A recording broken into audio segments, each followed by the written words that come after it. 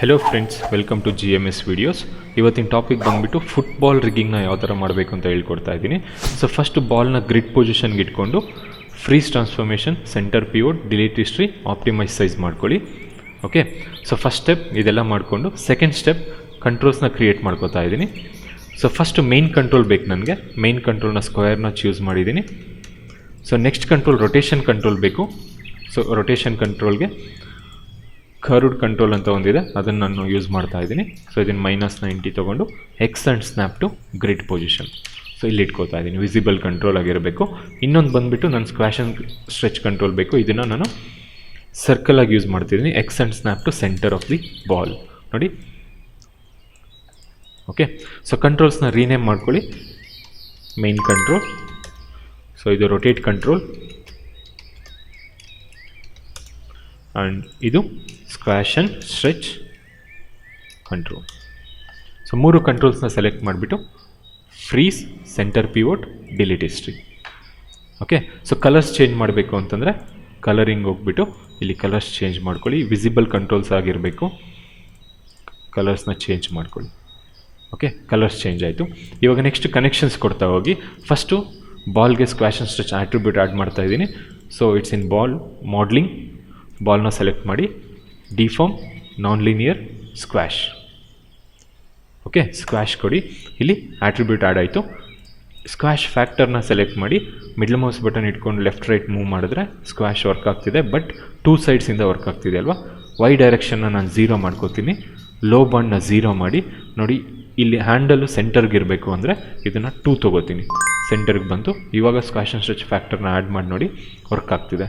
But ಒಂದು side ಹಾಗೇ ಇದೆ, ಇನ್ನೊಂದು ಸೈಡ್ ಮಾತ್ರ ಸ್ಕ್ವಾಶ್ ಆ್ಯಂಡ್ ಸ್ಟ್ರೆಚ್ ಆಗ್ತಿದೆ. ಸೊ ನನಗೆ ಇದೇ ಥರ ಔಟ್ಪುಟ್ ಬೇಕಿತ್ತು. ಸೇಮ್ ಈ ಥರ ಮಾಡಿಕೊಂಡ್ರೆ ವರ್ಕ್ ಆಗುತ್ತೆ.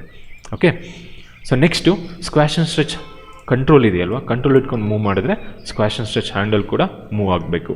ಸೊ ಏನು ಮಾಡಬೇಕು, ಸ್ಕ್ವಾಶ್ ಆ್ಯಂಡ್ ಸ್ಟ್ರೆಚ್ ಹ್ಯಾಂಡಲ್ನ ಸೆಲೆಕ್ಟ್ ಮಾಡಿ ಕಂಟ್ರೋಲ್ನ ಸೆಲೆಕ್ಟ್ ಮಾಡಿಬಿಟ್ಟು ಪಿ ಪ್ಯಾರೆಂಟ್ ಮಾಡ್ತೀನಿ, ಪ್ರೆಸ್ ಪಿ. ಓಕೆ, ವರ್ಕ್ ಆಗ್ತಿದೆ. ಬಟ್ ಇವಾಗ ಇಲ್ಲಿ ಒಂದು ಆಟ್ರಿಬ್ಯೂಟ್ ಆ್ಯಡ್ ಮಾಡ್ಕೋತೀನಿ. ಬಿಕಾಸ್ ಆ್ಯನಿಮೇಟರ್ಸ್ಗೆ ಈಸಿ ಮಾಡಬೇಕಲ್ವ ನಾವು. ಸ್ಕ್ವಾಶ್ ಆ್ಯಂಡ್ ಸ್ಟ್ರೆಚ್ ಫ್ಯಾಕ್ಟರ್ ಇಟ್ಕೊಂಡು ನಾವು ಆ್ಯನಿಮೇಷನ್ ಮಾಡೋಕ್ಕಾಗಲ್ಲ. ಸೊ ಅದಕ್ಕೆ ಕಂಟ್ರೋಲ್ಗೆ ಎಡಿಟ್, ಆ್ಯಡ್ ಆಟ್ರಿಬ್ಯೂಟ್, ಇದಕ್ಕೆ ಸ್ಕ್ವಾಶ್ ಆ್ಯಂಡ್ ಸ್ಟ್ರೆಚ್ ಆಟ್ರಿಬ್ಯೂಟ್ ಅಂತ ತೊಗೊಳ್ಳಿ. -10 +10 minimum maximum, default is 0, add. Okay, so ನೋಡಿ ಮಿನಿಮಮ್ -10 +10 ಇದೆ.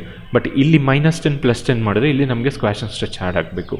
ಓಕೆ, ಒಂದು ಸೆಟ್ ಡ್ರಿವನ್ ಆದರೂ ಮಾಡ್ಬೋದು, ಇಲ್ಲ ಕನೆಕ್ಷನ್ ಎಡಿಟರ್ ಆದರೂ ಮಾಡ್ಬೋದು. So go to edit, connection editor ತೊಗೋತಾ ಇದ್ದೀನಿ. Connection editor from and to ಇದೆ. ಫ್ರಮ್ ಅಂತಂದರೆ ಕಂಟ್ರೋಲ್ ಯಾವಾಗಲೂ ಫ್ರಮ್ಮಲ್ಲಿರಬೇಕು. ರೀಲೋಡ್ ಲೆಫ್ಟ್, ಮತ್ತು squash and stretch handle factor should been 2 means reload right. ಇಲ್ಲಿ ನಾನ್ ಕೀಯಬಲ್ ಆಟ್ರಿಬ್ಯೂಟ್ಸ್ ಇದೆ, ಇದೆಲ್ಲ ಶೋ ಆಗೋದು ಬೇಡ ಅಂದರೆ display left display show non keyable, right display show non keyable. Squash and stretch ಆಟ್ರಿಬ್ಯೂಟ್ಗೆ ನಾವು ಇಲ್ಲಿ ಫ್ಯಾಕ್ಟರ್ನ ಕನೆಕ್ಟ್ ಮಾಡ್ತಾ ಇದ್ದೀವಲ್ವ. ಫ್ಯಾಕ್ಟರ್ನ ಕ್ಲಿಕ್ ಮಾಡಿದ್ರೆ ನಿಮಗೆ ಇಲ್ಲಿ ಯೆಲ್ಲೋ ಕಲರ್ ಕನೆಕ್ಷನ್ ಆಯಿತು ಅಂದರೆ ಆ ಕನೆಕ್ಷನ್ ಎಡಿಟರ್ ಕನೆಕ್ಟ್ ಆಗಿದೆ ಅಂತ ಅರ್ಥ. ಒಂದ್ಸರಿ ಚೆಕ್ ಮಾಡಿ, ಕಂಟ್ರೋಲ್ನ ಸೆಲೆಕ್ಟ್ ಮಾಡಿ ಸ್ಕ್ವಾಶ್ ಆ್ಯಂಡ್ ಸ್ಟ್ರೆಚ್ ಮಾಡಿದ್ರೆ ವರ್ಕ್ ಆಗ್ತಿದೆ. ಸೊ ಇಲ್ಲಿ ನಿಮಗೆ ಸ್ಕ್ವಾಶ್ ಆ್ಯಂಡ್ ಸ್ಟ್ರೆಚ್ ವಿಸಿಬಿಲಿಟಿ ಅಷ್ಟೇ ಬೇಕು. ಅದನ್ನು ಎರಡನ್ನ ಡಿಸೆಲೆಕ್ಟ್ ಮಾಡ್ಕೊಂಡು ಇನ್ನಿರೋದೆಲ್ಲ ಲಾಕ್ ಆ್ಯಂಡ್ ಹೈಡ್ ಮಾಡ್ಕೊಳ್ಳಿ. So squash and stretch complete ಆಯ್ತಲ್ವ. ಇವಾಗ ಈ ಕಂಟ್ರೋಲ್ನ ನಾನು ರೊಟೇಷನ್ ಮಾಡಿದ್ರೆ ನನಗೆ ಬಾಲ್ ರೊಟೇಷನ್ ಆಗಬೇಕು. ಸೊ ಏನು ಮಾಡಬೇಕು, ಸೊ ಫಸ್ಟು ಕಂಟ್ರೋಲ್ ಪಿವೋಟ್ನ ನಾನು ಗ್ರಿಡ್ ಪೊಸಿಷನ್ಗೆ ಇಟ್ಕೋತಾ ಇದ್ದೀನಿ. ಓಕೆ, ಸೆಂಟರ್ ಅಂದರೆ ಬಾಲ್ ಸೆಂಟರ್ಗೆ ತೊಗೊಂಡು ಕಂಟ್ರೋಲ್ನ ಸೆಲೆಕ್ಟ್ ಮಾಡಿ. ಸೊ ಫುಟ್ಬಾಲ್ ಮೆಶ್ ಗ್ರೂಪ್ ಇದೆಯಲ್ಲ, ಸೆಲೆಕ್ಟ್ ಮಾಡಿಬಿಟ್ಟು ಇಲ್ಲಿ rigging, parent and scale. So ಕನ್ಸ್ಟ್ರೆನ್ಸಲ್ಲಿ ಹೋಗ್ಬಿಟ್ಟು ಪೇರೆಂಟ್ ಆ್ಯಂಡ್ ಸ್ಕೇಲ್ ಕೊಡಿ. ಸೊ ನೋಡಿ ವರ್ಕ್ ಆಗ್ತಿದೆ, ರೊಟೇಷನ್ ವರ್ಕ್ ಆಗ್ತಿದೆ. ಸೊ ಈ ಕಂಟ್ರೋಲಲ್ಲಿ ನನಗೆ ಆಟ್ರಿಬ್ಯೂಟ್ಸ್ ಬಂದುಬಿಟ್ಟು ಬರೀ ರೊಟೇಷನ್ಸ್ ಅಷ್ಟೇ ಬೇಕು, ಇನ್ನಿರೋದೆಲ್ಲ ಲಾಕ್ ಆ್ಯಂಡ್ ಹೈಡ್ ಮಾಡ್ತೀನಿ. ಓಕೆ, ನೋಡಿ ರೊಟೇಷನ್ಸ್ ಆಗ್ತಿದೆ. ಸೊ ಇಲ್ಲಿ ಸ್ಕ್ವಾಶ್ ಆ್ಯಂಡ್ ಸ್ಟ್ರೆಚ್ ಕೂಡ ಆಗ್ತಾಯಿದೆ. ಸೊ ಬಟ್ ಮೇನ್ ಕಂಟ್ರೋಲ್ ಏನಕ್ಕೆ ಯೂಸ್ ಮಾಡ್ತೀವಿ, ಟ್ರಾನ್ಸ್ಲೇಟ್, ರೊಟೇಷನ್, ಸ್ಕೇಲಿಗೆ ಯೂಸ್ ಮಾಡಬೇಕು. ಸೊ ಇದು ವರ್ಕ್ ಆಗಬೇಕು ಅಂದರೆ ಎಲ್ಲದನ್ನು ಸೆಲೆಕ್ಟ್ ಮಾಡಿ ಮೇನ್ ಕಂಟ್ರೋಲ್ನ ಡಿಸೆಲೆಕ್ಟ್ ಮಾಡ್ತಾ ಇದ್ದೀನಿ. ಒಂದು ಗ್ರೂಪ್ ಮಾಡ್ತಾ ಇದ್ದೀನಿ, ಗ್ರೂಪ್. ಸೊ ಇದನ್ನು ಬಾಲ್ ರಿಗ್ ಗ್ರೂಪ್ ಅಂತ ನೇಮ್ ತಗೊಳ್ಳಿ. Ball ರಿಗ್ group. ಮೇನ್ ಕಂಟ್ರೋಲ್ನ ಸೆಲೆಕ್ಟ್ ಮಾಡಿ, ಬಾಲ್ ರಿಗ್ ಗ್ರೂಪ್ನ ಸೆಲೆಕ್ಟ್ ಮಾಡಿ, ಪೇರೆಂಟ್ ಆ್ಯಂಡ್ ಸ್ಕೇಲ್ ಕೊಡ್ತಾ ಇದ್ದೀನಿ. ಓಕೆ, ಚೆಕ್ ಮಾಡಿ. ಟ್ರಾನ್ಸ್ಲೇಟ್, ರೊಟೇಷನ್, ಸ್ಕೇಲ್ ವರ್ಕ್ ಆಗ್ತಿದೆ, ಹೌದಾ? ಸೊ ಇದನ್ನು ಮೈನ್ ಗ್ರೂಪ್ ಇನ್ನೊಂದು ತೊಗೊಂಡು, ಸೊ ಇಲ್ಲಿ ಫುಟ್ಬಾಲ್ ಅಂತ ಇದೆಯಲ್ಲ, ಫುಟ್ಬಾಲ್ ರಿಗ್ಗಿಂಗ್ ಅಂತ ತೊಗೋತಾನೆ. ಫುಟ್ಬಾಲ್ ರಿಗ್ಗಿಂಗ್ ಮೇನ್ ಗ್ರೂಪ್ ಆಗಿರಬೇಕು.